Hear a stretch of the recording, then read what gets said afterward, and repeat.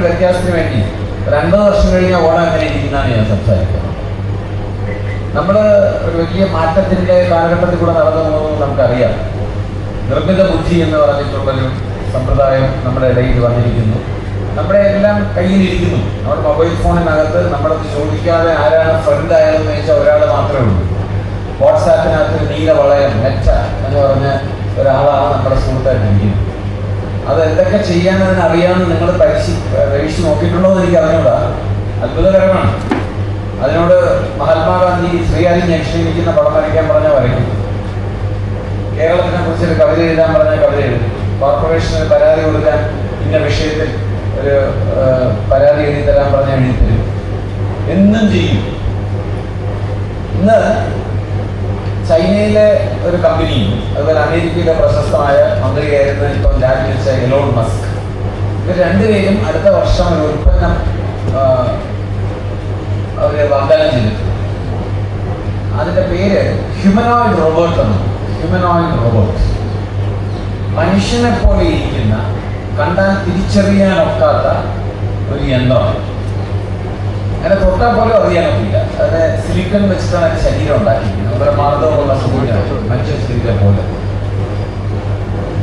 അത് കണ്ണിമ വെട്ടുകയും സംസാരിക്കുകയും ദേഷ്യപ്പെടുകയും സങ്കടപ്പെടുകയും ഒക്കെ ചെയ്യുന്ന ഒരു യന്ത്രമാണ്.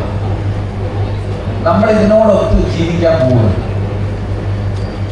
അത് ഒരു സാധാരണ മനുഷ്യൻ എന്ന് നമുക്ക് പറയാനൊക്കില്ല. പാതി മനുഷ്യൻ എന്നേ പറയാം. പാതി മനുഷ്യൻ. നമ്മളൊക്കെ ഇപ്പോഴും നമ്മുടെ സാമ്പത്തിക അവസ്ഥ മെച്ചപ്പെട്ട നമ്മുടെ എല്ലാ ആഗ്രഹം എന്താണെന്ന് വെച്ചാൽ ഒരു കാറ് വാങ്ങിക്കണം എന്നായിരിക്കും. പക്ഷെ താമസിയാതെ 80 വർഷം കഴിയുമ്പോൾ ആൾക്കാരെല്ലാം നമ്മളോട് ചോദിക്കുന്നത് എൻ്റെ വീട്ടിൽ റോബോട്ടുണ്ടോ? എൻ്റെ വീട്ടിലുണ്ട് എന്നായിരിക്കുമ്പോൾ പൊങ്ങച്ചൻ പറയുന്നത് അങ്ങനെയായിരിക്കും. ഈ ഹ്യൂമനോയിഡ് റോബോട്ട് എന്ത് ചെയ്യും? ഹ്യൂമനോയിഡ് റോബോട്ട് എന്ത് ചെയ്യും? നമ്മുടെ വീട്ടിലെ മുഴുവൻ അടുക്കളപ്പണിയും അത് ചെയ്യും. നമുക്ക് ദോശ വേണമെങ്കിൽ പറഞ്ഞാൽ അത് അരി അരച്ച് മാവുണ്ടാക്കി വീട്ടിലെ തെങ്ങിൻ്റെ മുകളിൽ കയറി തേങ്ങ പറിച്ച് പൊതിച്ച് അത് തിരുകി അരച്ച് ചമ്മന്തിയാക്കി ദോശ ചുട്ട് പ്ലേറ്റിൽ വെച്ച് പിന്നെ കൊണ്ട് തന്ന് നമ്മൾ കഴിച്ചതിന് ശേഷം ആ പ്ലേറ്റ് കഴുകി വയ്ക്കുകയും വെച്ച് മിച്ചമണിക്കും. വീട്ടിൽ അത്യാവശ്യമുള്ള മരാമത്ത് പണിയൊക്കെ ചെയ്യും. സാറിവിടെ പറഞ്ഞു, വീട്ടിലെ മുന്നേ ഒരു പട്ടി വന്ന് നമ്മളെ കടിക്കാൻ വന്നാൽ പേടിക്കണ്ട, ഈ റോബോട്ട് നമ്മുടെ വീട്ടിൽ ഉണ്ടെങ്കിൽ അത് ഉടനെ തന്നെ അതിൻ്റെ ശബ്ദം കേട്ടാൽ തന്നെ ഓടി വന്ന് ഈ പട്ടിയെ പിടിക്കും. റോബോട്ടിൻ്റെ ഒരു പ്രത്യേകത തന്നെ പട്ടി കടിക്കാൻ വേണ്ടിയില്ല. അതിൻ്റെ മെറ്റാലിക് ഒരു സാധനമായാലും എനിക്ക് കുഴപ്പമൊന്നുമില്ല. നമുക്ക് ഒരു പാട്ട് കേൾക്കണമെന്ന് പറഞ്ഞാൽ എൻ്റെ അടുത്ത് പറഞ്ഞാൽ അത് പാടും. നമ്മളോട് നമ്മുടെ അമ്മൂമ്മയെ പോലെ സംസാരിക്കാൻ പറഞ്ഞാൽ അത് അമ്മൂമ്മയെ പോലെ സംസാരിക്കും. നമ്മുടെ വീട്ടിലൊരു കിടപ്പ് രോഗിയുണ്ടെങ്കിൽ കണ്ണിമ വെട്ടാതെ അവരെ 24 മണിക്കൂറും നോക്കിക്കൊണ്ടിരിക്കും. അവരുടെ കാലമക്കാൻ പറഞ്ഞാൽ 6 മണിക്കൂർ വേണമെങ്കിൽ തുടർച്ചയായി കാലമക്കിക്കൊണ്ടിരിക്കും. അവർക്ക് എണീച്ച് നടക്കാനൊക്കാത്ത അവസ്ഥയാണെങ്കിൽ അവരെ താങ്ങിയെടുത്ത് പിറ്റത്ത് കൊണ്ട് കുറച്ച് വെയില് കൊള്ളിക്കാനോ അടുത്ത നിലയിലേക്ക് കയറ്റിക്കൊണ്ട് പോകാനോ അതിന് സാധിക്കും. ഇങ്ങനെ ഒരു യന്ത്രവും കൂടെ ചേർന്നായിരിക്കും നമ്മുടെ 50 വർഷം കഴിയുമ്പോൾ നമ്മുടെ ലോകം. ഈ യന്ത്രത്തിന് ഏറ്റവും സവിശേഷമായിട്ട് പറയുന്ന ഒരു കാര്യം, ഞാൻ ഇതിനെപ്പറ്റി സംസാരിച്ചപ്പോൾ പല പല അഭിപ്രായങ്ങളാണ് കേട്ടിട്ടുള്ളത്. പക്ഷെ പൊതുവെ സ്ത്രീകൾക്കെല്ലാം ഇത് വളരെ സന്തോഷമാണ് കേൾക്കാൻ. എൻ്റെ അടുത്ത് ഒരു സ്ത്രീ ചോദിച്ചു, ഇത് ഉടനെ എങ്ങനെ വരുമോ? വന്നാൽ കൊള്ളായിരുന്നു എന്നാണ് പറഞ്ഞത്. കാരണം വീട്ടിലെ കിടപ്പ് രോഗികളെ നോക്കുന്ന ഉൾപ്പെടെ നമ്മുടെ നാട്ടിലെ നമ്മുടെ സ്ത്രീകളുടെ ജോലിയായിട്ടാണ് പലപ്പോഴും അത് പരിണമിക്കും. അപ്പോൾ എല്ലാ ജോലിയിലും നമ്മളെ സഹായിക്കാൻ ഒക്കുന്ന ഒരു പാതി മനുഷ്യനായിട്ടുള്ള ഒരു യന്ത്രമുള്ള കാലത്തായിരിക്കും ഭാവിയിൽ നമ്മൾ ഓണം ആഘോഷിക്കുക. ഈ ഓണം ആഘോഷിക്കുന്നതിൽ തന്നെ നമ്മുടെ കൂടെ അത്തപ്പൂക്കളം ഇടാനും പാട്ട് പാടാനും ഈ യന്ത്രവും കൂടെ കാണുമെന്നാണ് കരുതുന്നത്. പക്ഷെ അതത്ര ലളിതമല്ല. ഈ പറഞ്ഞ പോലെ അത്ര വളരെ രസകരമായിട്ട് പറഞ്ഞെങ്കിലും അങ്ങനെ ഒരു യന്ത്രം വന്നാൽ നമ്മൾ പിന്നെ എന്ത് ചെയ്യും? നമുക്ക് ചെയ്യാനുള്ള ജോലിയെല്ലാം ഇത് ചെയ്തു എന്ന് പറയുമ്പോൾ മനസ്സിലായിക്കോണം, പിന്നെ തൊഴിലവസരം ഇല്ലാതായി എന്നാണ് എൻ്റെ പറയുന്നത്. നമ്മളിപ്പോൾ ഒരാളെ നിരന്തരം കാലമക്കുകയോ കയ്യമക്കുകയോ ചെയ്യണമെങ്കിൽ നമ്മൾ ഫിസിയോതെറാപ്പിസ്റ്റിനെ വിളിച്ചെന്ത് ഈ യന്ത്രം ഉണ്ടെങ്കിൽ അതിൻ്റെ ആവശ്യമില്ല. വീട്ടിൽ ജോലിക്കാരിയെ നിർത്തേണ്ട ആവശ്യമില്ല. അത്യാവശ്യം പെയിന്റ് അടിക്കാനായിട്ട് വീട്ടിൽ ഒരാളെ വിളിക്കേണ്ട ആവശ്യമില്ല. അപ്പോൾ ഈ ബംഗാളിയൊക്കെ തിരിച്ചു പോകേണ്ടി വരും. ഇവിടെ പണിയെടുക്കാൻ ആവശ്യമില്ലാത്ത ഒരു ലോകം ഉണ്ടായാൽ എങ്ങനെയിരിക്കും? അപ്പോൾ എവിടുന്നായിരിക്കും നമ്മളൊക്കെ ജോലിക്ക് പോവുക? എന്തായിരിക്കും നമ്മുടെ സന്തോഷം? എന്തായിരിക്കും നമ്മുടെ ആഹ്ലാദം? വളരെ വലിയൊരു ചോദ്യമാണ്. നമ്മളൊന്ന് പുറകോട്ട് നോക്കിയാൽ നമുക്ക് ഇതിൻ്റെ കുറച്ച് കാര്യങ്ങൾക്ക് കുറച്ച് ഉത്തരം കിട്ടും. ഇവിടെ ഒരുപാട് കാട് കിടക്കുന്നു. നമ്മുടെ ആധുനികതയുടെ ഏറ്റവും വലിയൊരു നമുക്കുള്ളൊരു സേവനമാണ് ഈ വാഹനങ്ങൾ. നമ്മളെല്ലാവരും വാഹനത്തിൽ കയറിയാണ് യാത്ര ചെയ്യുന്നത്. 1-2 കിലോമീറ്റർ വേണമെങ്കിൽ കഷ്ടിച്ച് നമ്മൾ നടക്കുമായിരുന്നു. പക്ഷെ അല്ലാതെ ആരും വളരെ ദീർഘദൂരം നടക്കില്ല. പക്ഷെ അത്ഭുതകരമായിട്ടുള്ളൊരു കാര്യമില്ല. തിരുവനന്തപുരത്തെ മ്യൂസിയത്തിൽ ചെന്നാൽ രാവിലെ ചെന്നാൽ BMW കാറുള്ള ആള് ആ കാറുള്ള കൊണ്ടിട്ടിട്ട് ഒരു ലക്ഷ്യമില്ലാതെ അതിനകത്തൂടെ നടക്കുക. അത് എന്തുകൊണ്ടാണെന്ന് വെച്ചാൽ ഈ കാറ് നമുക്ക് സഹായം തന്നു എന്ന് നമ്മൾ കരുതുന്നുണ്ടെങ്കിലും മനുഷ്യ ശരീരം വേണ്ടത്ര വ്യായാമം ചെയ്യാൻ, അത് വ്യായാമം ചെയ്യാനാണ് ഉണ്ടാക്കിയിരിക്കുന്നത്, നല്ല വൈവിധ്യമാർന്ന പ്രവൃത്തി ചെയ്യാനാണ് ഉണ്ടാക്കിയിരിക്കുന്നത്. അത് നിഷേധിക്കപ്പെട്ടപ്പോൾ അതുമായിട്ട് ബന്ധപ്പെട്ട് നമുക്ക് ചില രോഗങ്ങളുണ്ടായി. നമ്മളതിനാണ് ലൈഫ് സ്റ്റൈൽ ഡിസീസ് എന്ന് പറയുന്നത്. അപ്പൊ ഡോക്ടർ 10-35 വയസ്സായി നമ്മൾ ഡോക്ടറെ കാണുമ്പോൾ ഡോക്ടർ പറയും നടക്കാൻ തുടങ്ങണം, ആരോഗ്യം, എക്സർസൈസ് പ്രത്യേകം ചെയ്യണം. നേരത്തെ എക്സർസൈസ് ചെയ്തുകൊണ്ടിരുന്നതാണ്. ആൾക്കാർ നടന്നു പോവുകയും പിന്നെ വീട്ടിലെ കാര്യങ്ങളൊക്കെ കുറച്ച് വ്യായാമം എടുക്കുന്ന കാര്യങ്ങൾ ചെയ്യുകയും ചെയ്യുമായിരുന്നു. എല്ലാം ഇപ്പൊ യന്ത്രമാണ്. തേങ്ങ അരക്കണമെങ്കിൽ ഇങ്ങനെ സ്വിച്ച് ഇട്ടാൽ മതി. പഴയ പോലെ കല്ലെടുത്ത് ഇങ്ങനെ ആക്കണം. സ്വിച്ച് ഇട്ടാൽ തേങ്ങ അരയുന്നു. ശരിക്കും പറഞ്ഞാൽ സ്വിച്ച് ഇട്ടാൽ ഈ സ്വിച്ച് തന്നെ എടുത്തത് തന്നെ ചെറിയൊരു പണി, ഇങ്ങനെ അമക്കണമല്ലോ. ഇപ്പൊ അതും വേണ്ട, തോണ്ടിയാൽ മതി. നമ്മുടെ മൊബൈൽ എടുത്ത് വെച്ച് തോണ്ടിയാൽ മതി. തേങ്ങ തിരിയത് തന്നെ ഇങ്ങനെ ആക്കിയാൽ കവറിൽ വരും. ദോശ തന്നെ വേണമെങ്കിലും കവറിൽ വരും അല്ലേ? വേണ്ടിടത്ത് നമുക്ക് കഴിഞ്ഞാൽ ദോശ വരും, ഒന്നും ചെയ്യണ്ട. അങ്ങനെ ആകുമ്പോൾ നമുക്ക് വ്യായാമം ശരീരത്തിന് ഇല്ലാതാകുമ്പോൾ നമ്മൾ മനസ്സിലാക്കേണ്ടത് മനുഷ്യന് സന്തോഷത്തിന് വേണ്ട അത്യാവശ്യം വേണ്ട കാര്യമാണ് വ്യായാമം. ആ വ്യായാമം എന്ന് പറഞ്ഞാൽ നമ്മൾ രാവിലെ എണീച്ച് വ്യായാമത്തിന് വേണ്ടി ചെയ്യുന്ന വ്യായാമമാണ്. മനുഷ്യ ശരീരം ചലിച്ചുകൊണ്ടേ ഇരിക്കണം. അപ്പൊ നമ്മൾ ഓർക്കണം, മനുഷ്യന്റെ ശരീരത്തിന് മാത്രമല്ല മനസ്സിന് ഇതുപോലൊരു ആവശ്യമാണ്. മനുഷ്യന്റെ മനസ്സ് നിരന്തരം പല പല പ്രവൃത്തികളിൽ മാനസിക വ്യായാമത്തിൽ ഏർപ്പെട്ടാൽ മാത്രമേ മനുഷ്യന് സന്തോഷമായിട്ടിരിക്കാൻ, ആഹ്ലാദമായിട്ടിരിക്കാൻ സാധിക്കും. അല്ലെങ്കിൽ പറ്റി വരണ്ട ഭൂമി പോലെ അപ്പോ യത്നം വന്നിട്ട് എല്ലാം ചെയ്യുകയാണെങ്കിൽ നമുക്ക് ശാരീരിക വ്യായാമം ഇല്ലാതാവും. ഇപ്പൊ വരുന്ന നിർമ്മിത ബുദ്ധി എന്ന് പറഞ്ഞുകൊണ്ട് നമ്മുടെ മനസ്സിൽ ചെയ്യാനുള്ളതാണ് അത് ചെയ്യുന്നത്.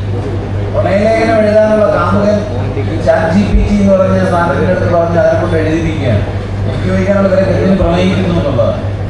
ജീവിതത്തിൽ ഏറ്റവും മനോഹരമായ ഒരു കാര്യമാണ് നമുക്ക് ഏറ്റവും ഇഷ്ടമുള്ള ആളോട് നമ്മുടെ ഉള്ളിൽ നിന്ന് പലതവണ ആലോചിച്ച് ചികഞ്ഞെടുത്ത് ഏറ്റവും മനോഹരമായ വാക്കുകൾ കോർത്തിണക്കി ഒരു ലേഖനം എഴുതിയിട്ടാണ്. അത് നമ്മൾ യന്ത്രത്തിന് വിട്ടുകൊടുക്കുകയാണെങ്കിൽ പിന്നെ എന്താണ് ബാക്കി ജീവിതത്തിലുള്ളത്?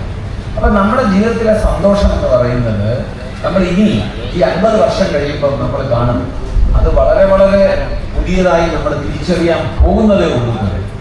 ഞാനിവിടെ വന്നപ്പോഴത്തേക്കും ഞാൻ സാറും കൂടെ സംസാരിച്ചുകൊണ്ടിരിക്കുകയായിരുന്നു.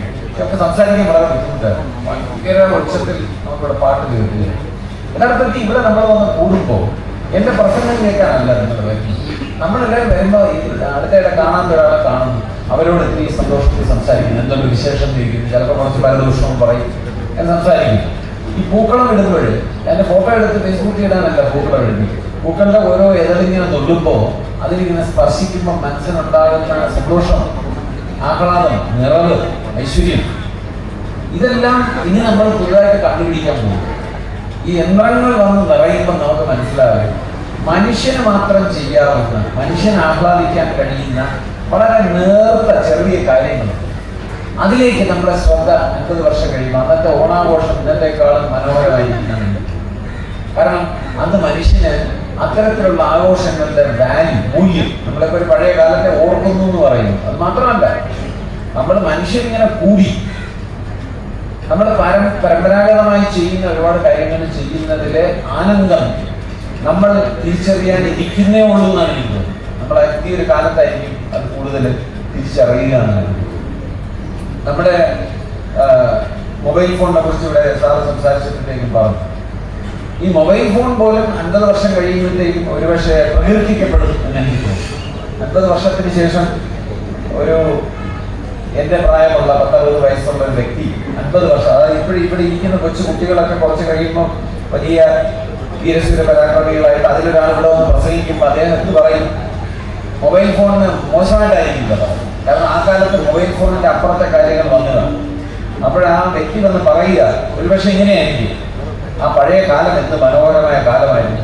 രാവിലെ എണീച്ചാൽ ഉടനെ മൊബൈൽ ഓണാക്കും, എന്നിട്ട് അതിലെ വാട്സാപ്പ് ഗ്രൂപ്പിൽ പല പല ഗ്രൂപ്പുകളുണ്ട്, അതൊക്കെ കാണും, അതിലൊക്കെ ലൈക്ക് കൊടുക്കും, ഷെയർ ചെയ്യും, ചില തർക്കങ്ങളിലോട്ട് പോകും, മറ്റുള്ളവരുടെ വേദന അതിൽ കൂടെ നമ്മൾ അറിയുകയും പങ്കാളിയാകുകയും ചെയ്യും. ഇപ്പൊ അതെല്ലാം പോയില്ലേ? ഇപ്പൊ അതെല്ലാം പോയിട്ട് മനുഷ്യൻ തലയിൽ ഒരു ഹെൽമെറ്റ് വെച്ചിട്ട് നേരിട്ട് ബ്രെയിനിന് പിന്നെ സംവേദനം ലഭിക്കുന്ന ഒരു സാങ്കേതിക വിദ്യ സൂപ്പർ നെറ്റ് ഉപയോഗിച്ച് നമ്മുടെ കുട്ടികളൊക്കെ ഇല്ലാതായി പോയിരിക്കുന്നു. നമുക്ക് ആ പഴയ കാലം വീണ്ടും കൊണ്ടുവരണം എന്നായിരിക്കും 50 വർഷത്തിന് ശേഷം സംസാരിക്കാൻ പോകുന്നത്. പിന്നെ നമ്മുടെ ഇവിടെ ഓണം ആഘോഷിക്കാൻ ആരെങ്കിലും കാണുമോ എന്നുള്ള കാര്യത്തിൽ നമുക്കൊരു പ്രധാനപ്പെട്ട യന്ത്രമല്ലാതെ മനുഷ്യൻ കാണുമോ. കാരണം നമ്മുടെ ഇവിടെ ഇരിക്കുന്ന കുട്ടികൾ പണ്ടിങ്ങനെ പ്രസംഗിക്കുമെന്ന് സമ്മാനമൊക്കെ വാങ്ങിക്കുന്ന കുട്ടികളെ കുറിച്ച് നമ്മൾ പറയും, ഇവരൊക്കെ ഭാവി ISRO ചെയർമാൻ, പിന്നെ ഇന്ത്യൻ പ്രധാനമന്ത്രി, കേരള മുഖ്യമന്ത്രി ഒക്കെ ആകാനുള്ളവരാണ് ഈ ഇരിക്കുന്ന കുട്ടികൾ. പക്ഷേ ഇപ്പൊ അങ്ങനെ പറഞ്ഞാൽ പോരാ. മുന്നേരിക്കുന്ന കുട്ടി ഇന്ത്യൻ പ്രധാനമന്ത്രിയല്ല, ചിലപ്പോൾ കൊറിയൻ പ്രധാനമന്ത്രിയോ കനേഡിയൻ പ്രധാനമന്ത്രിയോ ഓസ്ട്രേലിയൻ പ്രസിഡന്റോ ആയിരിക്കും. കാരണം നമ്മുടെ കുട്ടികൾ സ്വപ്നം കാണുന്ന എവിടെയുമല്ല, ലോകം മുഴുവനാണ് സ്വപ്നം കാണുന്നത്, എല്ലായിടത്തും പൊയ്ക്കൊണ്ടിരിക്കുകയാണ്. പക്ഷെ അങ്ങനെ വരുമ്പോൾ നമ്മുടെ നാട്ടിൽ ആര് കാണുന്നു എന്ന് ചോദിച്ചാൽ നമ്മൾ അതിനെപ്പറ്റി വിഷമിക്കുന്നതിന് വരെ ഓർക്കുക, ആര് കണ്ടാലും അവര് സന്തോഷത്തോടെ ആഹ്ലാദത്തോടെ ചെറിയ ചെറിയ കാര്യങ്ങൾ ഞാൻ കരുതിയിട്ടുണ്ട്. നമ്മുടെ ജീവിതത്തിലെ സന്തോഷം തരുന്ന ഒരുപാട് കാര്യങ്ങൾ നമ്മൾ അറിയുന്നില്ല.